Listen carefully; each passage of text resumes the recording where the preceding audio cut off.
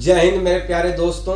तो चलिए आज हम स्टार्ट करते हैं बहुत ही बेहतरीन टॉपिक्स कोयला, पेट्रोल और डीजल। इन तीनों कैसे बनता है, तीनों बनने का क्या प्रोसेस है, क्या जरिया है, और साथ ही साथ हम ये भी जानेंगे कि कोयला कितना प्रकार के होता है। तो कोयला जो है, कोयला को बनने में बहुत ही कोयला जो बनता है ना, याद रखिएगा, कोयला जो बनता है, ये कोयले को बनने में बहुत ही ज्यादा प्रोसेस लगता है। बहुत लंबे प्रोसेस के बाद जो है ये कोयले का निर्माण होता है। कोयला जो आप सोच रहे हैं कि यूं ही कोयला बन जाता है, लकड़ी से कोयला बन जाता है, तो ये आप गलत सोच रहे हैं। कोयला लकड़ी से बनता है, लेकिन कोयले को बनने के लिए जो है, प्राकृतिक कोयले को बनने के लिए जो है बहुत ही लंबे प्रोसेस लगता है। लंबे प्रोसेस इसलिए लगता है क्योंकि चट्टानों के तर पेड़ पौधे जीव जंतु कई वर्षों तक दबे कुचले रहते हैं। उसके बाद जब उसकी खुदाई होती है तो वहां से क्या निकलता है, तो वहां से कोयले की मुझे प्राप्ति होती है, और आप लोगों के पास वो कोयला जो है आप लोगों के पास आता है।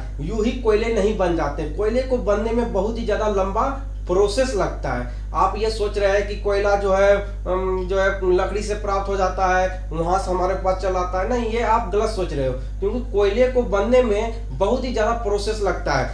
प्रोसेस इसलिए लगता है क्योंकि पहला नंबर तो कोयला जो है चट्टानों के बीच कई वर्षों तक दबे कुचले रहते हैं। चट्टानों के बीच जो है पेड़ पौधे जीव जंतु है ना, ये सभी दबे कुचे रहते हैं, और कई वर्षों के बाद जब उसे खोदा जाता है तब उसमें से कोयले की प्राप्ति होती है। वही हम यहाँ पे लिखे हैं कि यह जीवाश्म ईंधन है। इसका निर्माण इसका निर्माण जो होता है जीव जंतु का अवशेष अवसादी चट्टानों के बीच दब जाए तब कोयले की प्राप्ति होती है।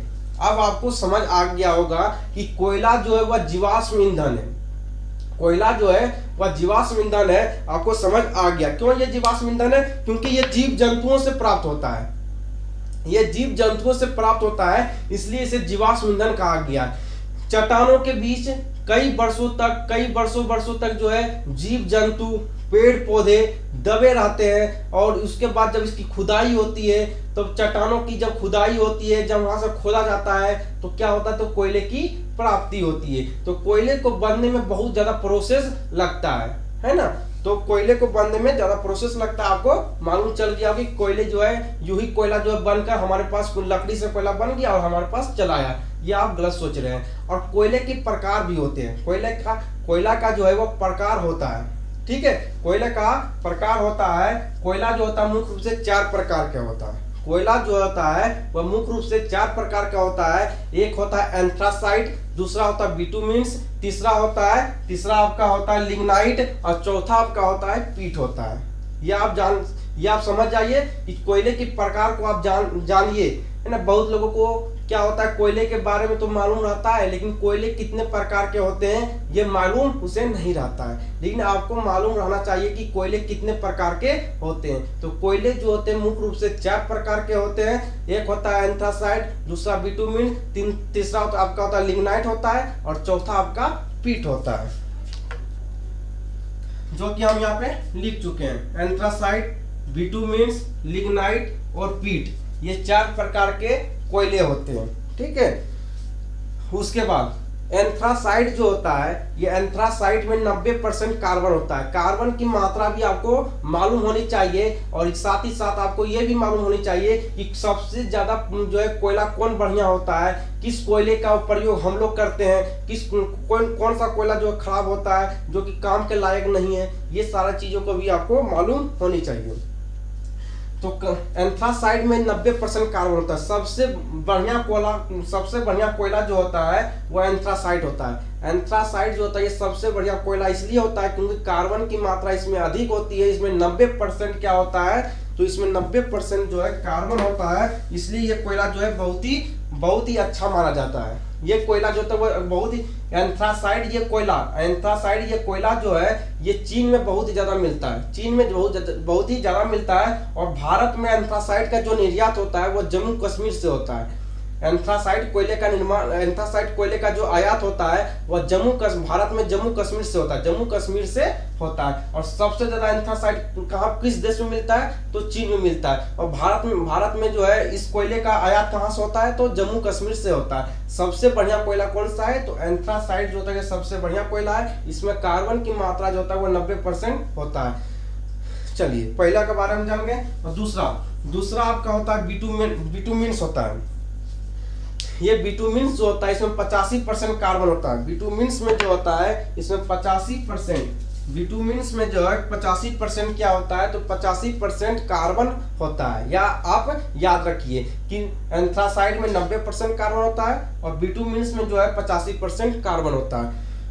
ये जो बिटुमिन्स है इस कोयले का यूज जो है हम लोग करते हैं। नहीं कहने का मतलब यह है कि हम लोगों के घरों में जो है कौन सा कोयला यूज होता है, तो बिटुमिन्स कोयला यूज होता है। ये आपको मालूम होनी चाहिए। और जो आप देखे होंगे चिमनी भट्टा पर आप देखे होंगे जो चिमनी में तो कोयला डाला जाता है, उसको जलाया जाता है, वो बिटुमिन्स कोयला होता है। वो कौन सा कोयला होता है, बिटुमिन्स कोयला होता है। आप देखे होंगे जब आप अपने दोस्तों के साथ गए होंगे कहाँ पे, तो आप जो है मस्ती करने के लिए थोड़ा सा आप गए होंगे, होटल वगैरह में गए होंगे, तो वहाँ पे देखे होंगे कि वहाँ पे जो कोयला यूज होता है ना, जो वहाँ कोयला यूज करता है वो बिटुमिन्स कोयला होता है। बिटुमिन्स कोयला का सर बहुत ज्यादा यूज होता है ना। दैनिक जीवन में जो हम लोगों के दैनिक जीवन में जो है बिटुमिन्स कोयले का बहुत ही ज्यादा उपयोग है। ठीक है, आपको मालूम चल गया कि किस कोयले का यूज हम लोग करते हैं, कि दैनिक जीवन में किस कोयले का यूज हम लोग करते हैं, तो बिटुमिन्स कोयले का यूज जो है हम लोग करते हैं। ये भी बहुत ही बढ़िया कोयला है, बिटुमिन्स कोयला भी बहुत ही बढ़िया है। और इसका उपयोग जो होता है बहुत जगह पे होता है, चिमनी भट्टा पे होता है, होटलों में होता है, घरों वगैरह में होता है, बहुत जगह पे जो है इस कोयले का यूज होता है। ठीक है, चलिए उसके बाद रहा आपका लिग्नाइट के बारे में। लिग्नाइट जो होता है इसमें कार्बन की मात्रा जो होता है 75% होता है। कार्बन की मात्रा इसमें 75% होता है। ये कोयला जो होता है भूरा होता है, भूरा रंग का ये होता है। ठीक है, इसका कलर जो होता है भूरा रंग का होता है। इसमें 75% कार्बन होता है। चलिए उसके बाद पीट के बारे में जानेंगे। पीट के बारे में जानेंगे। पीट में कार्बन जो होता है वो 50% होता है। पीट में कार्बन जो होता है वो 50% होता है। सबसे घटिया कोयला यही होता है, इसको सबसे घटिया कोयला कहा जाता है। पीट को जो है सबसे घटिया कोयला इसलिए कहा जाता है क्योंकि इसमें क्या होता है, तो इसमें जो है कार्बन की मात्रा कम होती है। कार्बन की मात्रा कम होने के कारण इसको सबसे खराब कोयला कहा गया है।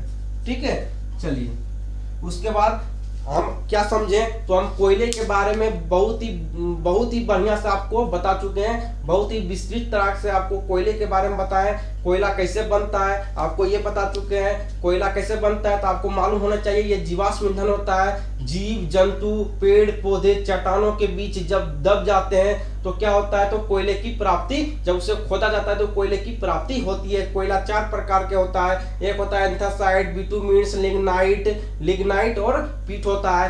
एंथ्रासाइट में कितना % कार्बन होता है, तो एंथ्रासाइट में 90% कार्बन होता है, बिटुमिन्स में 85% होता है, लिग्नाइट में 75% होता है और पीट में 50% होता है। चलिए आपको रिवीजन भी हम करवा दिए। अब हम जानेंगे पेट्रोलियम।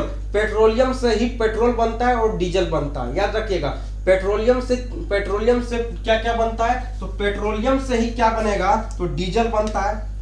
पेट्रोलियम से डीजल बनता है, पेट्रोल बनता है, किरोसिन तेल बनता है और प्राकृतिक गैस बनता है। डीजल बनता है, डीजल का उपयोग वाहनों में किया जाता है। डीजलों का उपयोग वाहनों में किया जाता है। पेट्रोल का उपयोग भी जो है गाड़ी वगैरह में किया जाता है। किरोसिन तेल का उपयोग जो आप जानते होंगे, किरोसिन तेल कहाँ मिलता है, तो आपके राशन जहाँ लेने जाते होंगे वहां पे भी किरोसिन तेल मिलता है। प्राकृतिक गैस भी, आपको प्राकृतिक गैस के बारे में भी आपको मालूम होगा।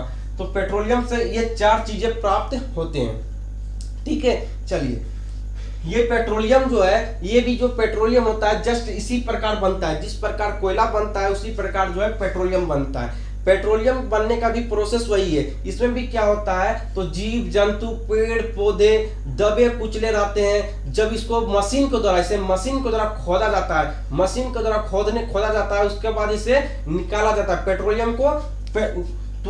पेट्रोलियम से पेट्रोल निकलता है, डायरेक्ट पेट्रोल नहीं निकलता है, पेट्रोलियम से पेट्रोल निकलता है। जब पेट्रोलियम को नीचे से जब निकालता है, कैसे निकालता है आपको मालूम चल गया होगा कि पेड़ पौधे जीव जंतु को दबे कुचले रहते हैं, जब उसे मशीनों के द्वारा खोदा जाता है और निकाला जाता है पेट्रोलियम को, तो पेट्रोलियम को निकालने के बाद जब इसे कंपनी में ले जाया जाता है, ले जाया जाता है तो वहां पे क्या होता है, तो आसमान विधि, याद रखिएगा, आसमान विधि के द्वारा पेट्रोलियम को साफ किया जाता है। आसमान विधि के द्वारा पेट्रोलियम को साफ किया जाता है। किस विधि के द्वारा, तो आसमान विधि के द्वारा पेट्रोलियम को साफ किया जाता है। और पेट्रोलियम को साफ करने